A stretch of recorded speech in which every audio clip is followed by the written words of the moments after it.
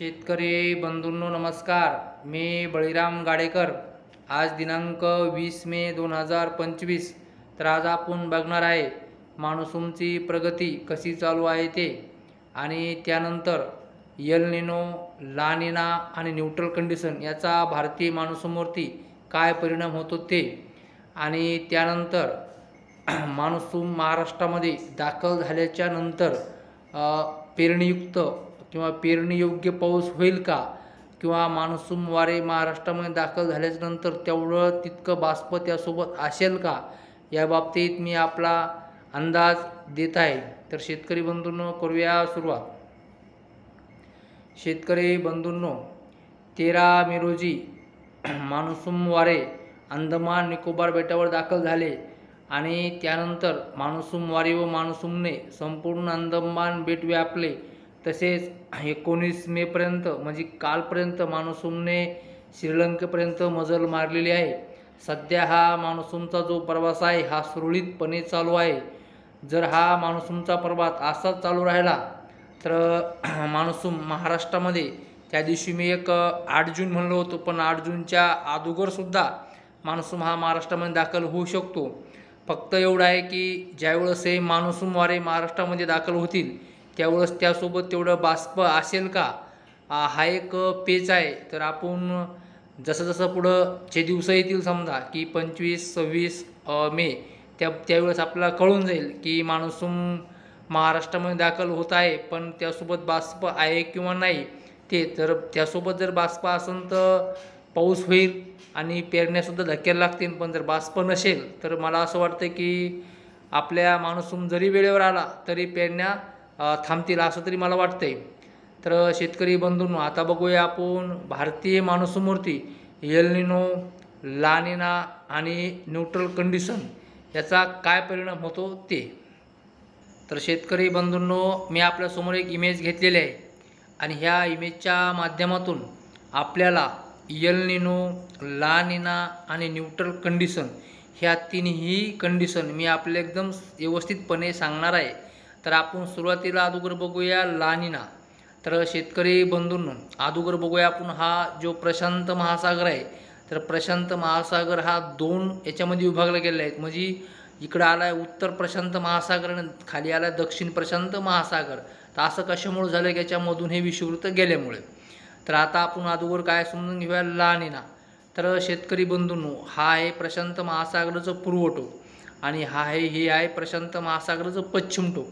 ज्यावेळेस पूर्व टोकाचं तापमान पाण्याचं कमी होतं म्हणजे इथं हाय प्रेशर बनतं, त्याच वेळेस पश्चिमेला काय होतं, पाण्याचं तापमान वाढतं आणि इथं लो प्रेशर तयार होतं. म्हणजे इथं पाण्याची वाफ चांगल्या प्रकारे बनते. म्हणजे इथं उष्ण पाणी, म्हणजे इथं पाणी गरम होतं, ही पाण्याची वाफ वरती जाते आणि इथं ढगाची निर्मिती होऊन सनी इकडे हे जे व्यापारी वारे नेहमी आपलं वारे इकडे वाहत असल्यामुळे ही जी व्यापारी वारे जसं जे बाष्पाने ढग आहेत काय, हे संपूर्णपणे आपल्या इकडे ढकलत राहते. म्हणजे इकडे जेवढेचे देश असतील पश्चिमेला, समजा प्रशांत महासागराच्या पश्चिमेला जेवढी देश असेल त्या सगळ्या देशामध्ये पाऊस हा सरासरीपेक्षा जास्त किंवा अतिवृष्टी होते.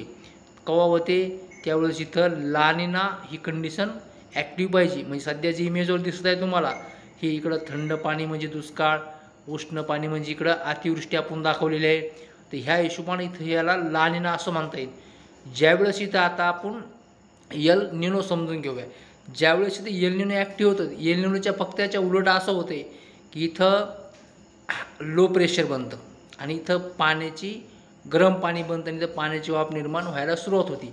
आणि इकडं काय होतं आहे, थंड पाणी. इथं थंड पाणी झाल्यामुळे ऑटोमॅटिक इथं हाय प्रेशर तयार होतं. नेहमी हाय प्रेशरकडून वारे नेहमी हाय प्रेशरकडून लो प्रेशरकडे वाहते. म्हणजे हे व्यापारी वाऱ्याची दिशा बदलती, आणि जे वारे असे इकडं वाहायचे तर इकडं पूर्वेकडं वाहते. मग त्याच्यामुळं काय होतं, इकडं पूर्वेकडं भरपूर पाऊस पडतो. केव्हा पडतो आहे, ज्यावेळेस इथं यल निनो ही कंडिशन ॲक्टिव्ह असून त्यावेळेस. तर आता आपण ला निना बघितला आहे, यल निनोही बघितलं आहे. आता आपण बघणार आहे न्यूट्रल कंडिशन. शेतकरी बंधूंनो, ज्यावेळेस इथं न्यूट्रल कंडिशन असते ना, त्यावेळेस काय होतं आहे, पूर्व टोकाचंही तापमान सम आणि पश्चिम टोकाचे तापमान सम. त्यामुळे इथं काय होतं, इथं तेवढी बाष्पाची निर्मिती होत नाही.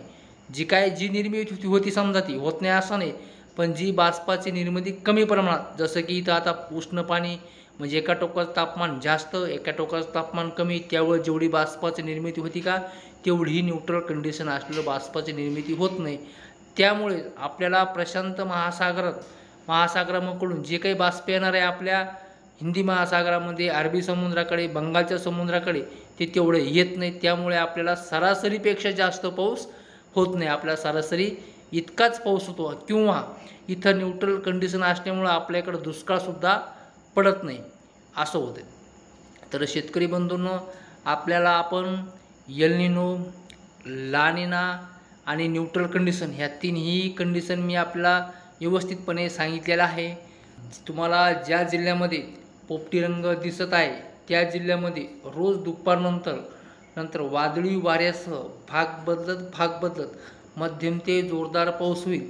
त्यामधील जे काही तुम्हाला पोपटी रंग दिसत आहे त्यातील सगळे जिल्हे, तर त्यामध्ये तुम्हाला मी सगळ्या जिल्ह्याची आज नावं सांगतो आहे की त्यामध्ये नंदुरबार आहे, धुळे आहे, जळगाव आहे, नाशिक आहे, ठाणे, पुणे, रायगड, रत्नागिरी, सिंधुदुर्ग, कोल्हापूर, सोलापूर, सातारा, सांगली, उस्मानाबाद, लातूर, बीड, इकडे संभाजीनगर, जालना, परभणी, हिंगोली, नांदेड, त्यानंतर बुलढाण्याचा काही भाग, अकोल्यामध्ये सुद्धा पाऊस होणार आहे, वाशिमला सुद्धा पाऊस होणार आहे, अमरावतीला आहे. पण इकडच्यापेक्षा इकडं म्हणजे हा आहे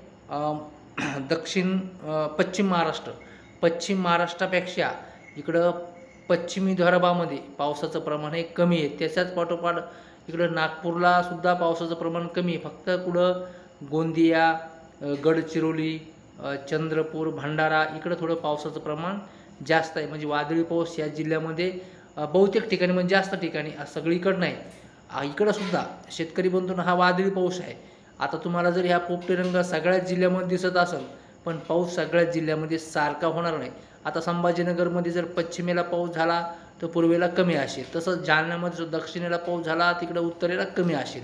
असं प्रत्येक जिल्ह्यामध्ये होईल. तर सगळीकडेच काही सारखा पाऊस नाही, कारण हा वादळी पाऊस आहे.